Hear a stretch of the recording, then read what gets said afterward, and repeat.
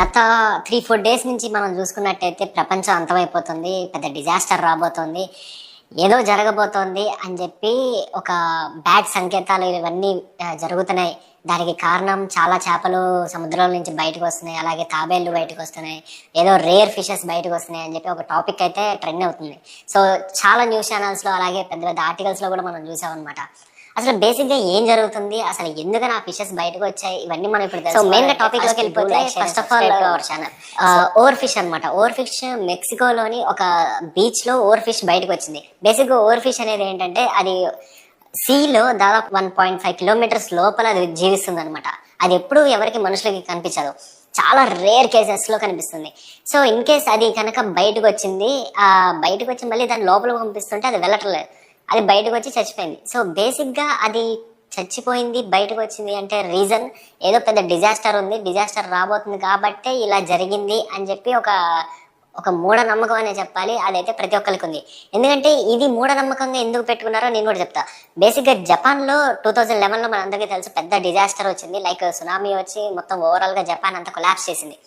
So అక్కడ ఆ tsunami రావడానికి ఒక 2-3 డేస్ ముందర ఈ over fish, dooms day fish అంటారు దీన్ని బేసిక్గా.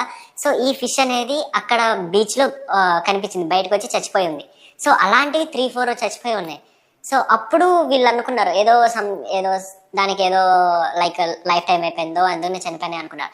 బట్ అది జరిగిన ఒక 3-4 డేస్ తర్వాత పెద్ద సునామీ వచ్చి మొత్తం జపాన్ అంతా కొలాప్స్ చేసింది. ఇప్పటికీ స్టిల్ ఇంకా జపాన్ దాని నుంచి కోలుకోవడానికి చాలా ప్రయత్నాలు అయితే చేస్తుంది. సో మరి అలాంటి సిచ్యువేషన్స్ లో అప్పుడు మనం చూసిన అదే ఫిష్, రేర్ ఫిష్ మళ్ళీ ఇప్పుడు ఇన్ని సంవత్సరాల తర్వాత మళ్ళీ బయటకు వచ్చింది సముద్రంలో నుంచి. అది కూడా మెక్సికో నగరంలో అది బయటకు రావటం ఇప్పుడు అందరినీ భయాందోళనకి గురి చేస్తుంది. మరి అది ఆ ఫిష్ కనుక బయటకు వస్తే ఎంతవరకు డిజాస్టర్ జరుగుతుంది, అది మూఢనమ్మకమా లేదా రియల్ గానే జరుగుతుందా, వాటికి ఏమైనా సంకేతాలు వాటికి తెలిసి 2-3 రోజుల్లో ఇంకా లోపల సముద్ర గర్భంలో ఏదన్నా డిజాస్టర్ లైక్ భూకంపం ఆర్ సునామీ లాంటివి ఏమైనా సంభవించినప్పుడు అవి ముందుగానే పసిగట్టి బయటకు వచ్చి అవి తట్టుకోలేక చనిపోతున్నాయా, లేకపోతే నిజంగా వాటికి ఏదో లైఫ్ టైం అయిపోయి చనిపోతున్నాయా మనకైతే తెలియదు. మరి దాని గురించి మీకు ఎవరికైనా తెలిసి కనుక కింద కామెంట్ రూపంలో మెన్షన్ చేయండి. అండ్ అలాగే ఓవర్ ఫిష్ తో పాటు యాంగులర్ ఫిష్ కూడా బయటకు వచ్చిందని చెప్పి మనం ఒక హాట్ టాపిక్ కూడా చూస్తున్నాం. అది సో యాంగులర్ ఫిష్ ఎలా ఉంటుందంటే లైక్ ఆ ఫిష్ కి పైన ఒక చిన్న బల్బ్ లా ఉంటుంది అనమాట. అండ్ ఆ ఫిష్ చూసుకుంటే కొంచెం భయంకరంగా ఉంటుంది. సో అలాంటి ఫిష్ బయటకు వచ్చింది. చాలా రేర్ ఫిషెస్ ఇవి, చాలా డార్క్ సీలో చాలా డార్క్ ప్లేసెస్ లో జీవించే ఫిషెస్, ఇలాంటి అరుదైన ఫిష్లన్నీ బయటకు వస్తున్నాయి. సో మనం రీసెంట్ గా సోషల్ మీడియాలో కొన్ని రీల్స్ లో కూడా చూస్తున్నాము, సముద్రంలో నుంచి అనేక ఫిష్లు, చాలా ఫిషెస్ బయటకు వచ్చి బయట చనిపోతున్నాయి. అలాగే తాబేలు చూసుకుంటే మనకి వైజాగ్ సైడ్ జనరల్ గా ఈ సీజన్ అంటే తాబేళ్ళన్నీ వచ్చి గుడ్లు పెట్టి మళ్ళీ వెళ్ళిపోతాయి.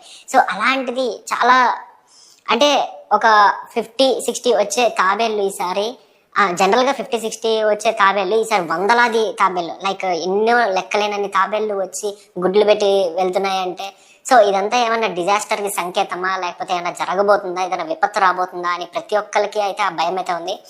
మరి మీలో ఎంతమంది ఇది నిజం అనుకుంటున్నారు, ఇది లేదంటే జస్ట్ ఇది ఫేక్, ఇదంతా ఒక మూఢనమ్మకం అనుకుంటున్నారు, కింద కామెంట్ రూపంలో మెన్షన్ చేయండి.